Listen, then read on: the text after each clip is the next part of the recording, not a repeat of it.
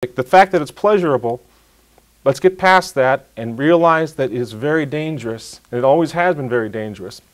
And that if we truly are on this earth to serve God, now remember, to augment this point, and maybe I'll get in trouble with your teachers or with your priests later on, and oh my goodness, my own mother is here today, so I'm going to get in trouble with my own mom. I had the household that I grew up in was completely rock and roll free, TV free, movie free, and everything else.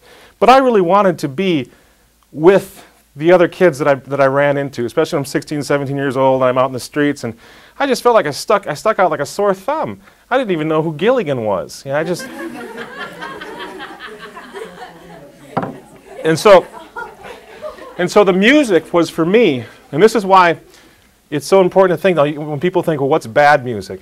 I don't know what bands you might have heard of today, but somebody like an Ozzy Osbourne or a Marilyn Manson or a real degenerate satanic type. There's one called Zombie out there now, Rob Zombie, who likes to just scream satanic lyrics into his microphone and his personal problems into his microphone, record it, and sell it to you guys. So those are the real extremes, and I always say, I honestly don't think that's a huge threat to people that have grown up as you have in small schools like this, traditional Catholic families, traditional Catholic friends. The problem is the softer music, the music that just hammers away at you, hammers away at everything you believe in. And I know you know what I'm talking about because I was sitting right where you are 10 years ago, or 15. And I know what it was like to want to be part of that, to sort of connect to that generation. And I had that, where I'd go out and the way I could connect was through the music.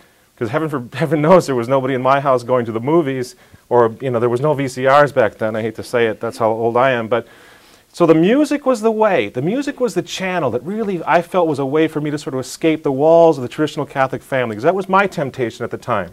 That was my temptation. I wanted to just sort of blend in. And so the music affected me very, very, very much, to the point where I finally, unbeknownst to my parents, joined a rock band. I got into it all to that extent. And it was a dark side. It was a dark period. But yeah, so it has that hold over us, and you have to anticipate it. You have to know what to do with it, because it's not. A lot of young people will say, "Well, I don't even listen to the lyrics." It's not the lyrics, and they'll say, "Well, the great Mozart was a Freemason, so there have been bad musicians that did good music in the past." True. So there's these little sort of things that we put up, these walls that we put up, to give us an excuse for why we're going to listen to our specific kind of music. We don't listen to the words. We don't pay attention to their lifestyles. We just want to hear the music. But the thing that if there's one thing I want you to remember from today's little talk, and I hope I'm being coherent. I am very tired. But it's not the lyrics primarily. It's not the performers primarily. And this is where it gets a little tricky. It's the music itself. And I know you guys are saying, what is he talking about? The music itself. What's he saying? Have you ever been first of all, before you can appreciate what rock music can do to your soul and to your psyche and emotionally to you, psychologically to you, in the negative sense, you have to consider music itself. You ever think of those guys like in the Civil War? I'm a big Civil War buff. And the little fellows with the drums and the fife, and they're out walking in front of all these guys, and they're going to take the bullets first? Can you imagine being those guys? They're walking right out in front of the columns, right? Well, odds are the first shots that are fired are going to take these poor guys out. What are they doing out there? Does anybody know what they're doing out there? Anybody? Can you guess? Yeah. Trying to get the soldiers to come back. With what? Music. Okay? That's how important music is and has been for 2,000, 3,000, 4,000 years. That people are, that generals, that kings and queens have used music to bring men and to put them in front of other men with swords or with guns, whatever it may be, and to clash and to die. The music moved them. So what I did, and what I assume maybe many of you do, when you're arguing with your parents, if you've gotten to that point, you just say, well, it's just music. But that is such an ignorant thing to say on the part of a young person who just doesn't realize that music has been used to inspire warriors. It is used to bury our dead. It's used in our Mass, in our liturgy. The Church itself uses music. Plato once said that if you want, the great Plato, the philosopher Plato, 2,000 years, well, before Christ. But he made a point in his book called The Republic, in which he said, if I want to control the future of the state, I don't need control over the laws. I need control over the music to which the young people listen. Okay? So it's so important before you can have any serious discussion about what might be wrong with this music that you see that's everywhere now. You have to understand how important music is to begin with, and how the church has used it, and how revolutions have used it. You ever heard of Martin Luther? How he used it, his Book of Song, how he used it to instill his heresy against the Catholic Church into the people more quickly. How the communists used it in 1917. How the sexual revolutions of the 1960s. You ever heard of a thing called Woodstock? Okay, it's emblematic of the whole sexual revolution of the 1960s. And without the music, it wouldn't have existed. So in other words, the music that has brought our society to the dismal position and state that it is today was rock, pop music. And it was used by people who understood, like I said before, not the lyrics, not the performers, the structure of the music itself is revolutionary. And maybe some of you, when you go on and go to college or whatever, will become musicologists, or you'll study this idea. What is music? What makes up music? And then if you do that, you'll recognize that what happens with rock music, pop music, R&B, whatever you want to call it, is have you ever heard of Palestrina? You ever heard of Victoria, the great Renaissance composers who wrote some of the most beautiful Renaissance sacred music in the history of the church? Okay, what that music does, that Renaissance music, or Gregorian chant, obviously first, number one, you'd use Gregorian chant. What it does is it appeals to your soul through your intellect, through your mind. It lifts you up to God. It lifts you up to higher thoughts, and that's why the church uses it. Other kinds of music, say folk music, tends to attract more to your heart, to your emotions. The music that's out there, the beat-centric music that's out there, appeals to the lower appetite. So it's an inversion of music. It used to be that melody for Palestrina, melody is everything.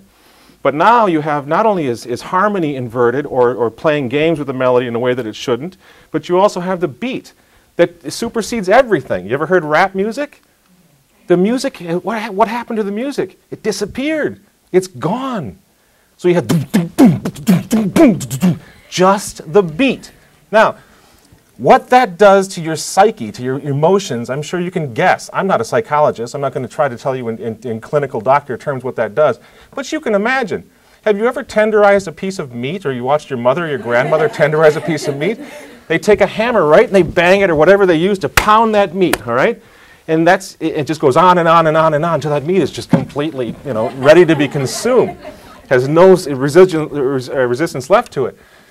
Doesn't it make sense, even to you younger guys, I think you're younger, maybe a little younger, doesn't it make sense that if you listen all day long to music that, like that meat hammer, just boom, boom, boom, boom, boom, boom, pounds against your body, pounds against your heart, right? Eventually it's going to start pounding against your soul, and you are going to be tenderized like that piece of meat.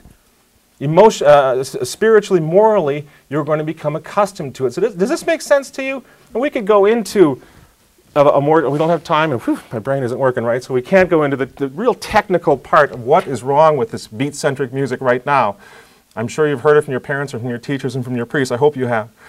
But that should be a fairly obvious thing. If you've ever been in a mall or anywhere where that music is playing very loud, it does make you a little bit numb, and it's supposed to make you a little numb. I hope you've never been to a dance club, a modern pop dance club. That's what happens in there. The conscience is pounded to such an extent that you will not resist any temptation that the devil comes along with, right? Comes up with. And so you have to realize that the music has that capability to do it anyway, right? Then you throw in the lyrics. Then you throw in drug-addicted performers, Britney Spears, Christina Aguilera, and the rest. Can you see why I said when we first started, we don't have a lot of time? They want to destroy the faith. They want to destroy the church. They've already almost destroyed the priesthood. San Diego, one of the biggest dioceses in the archdioceses in the country, just yesterday or the day before, filed bankruptcy because of these scandalous lawsuits that are going on involving the priesthood. Okay, so the church is being destroyed. Innocence is being destroyed. Catholic family life, not Catholic family life is being destroyed. You all know this. I don't want this to be a big doom and gloom end of your day. But we do have to get ready. And if we believe, if you don't believe in God, if you don't believe you're here to save your soul, What are we here for?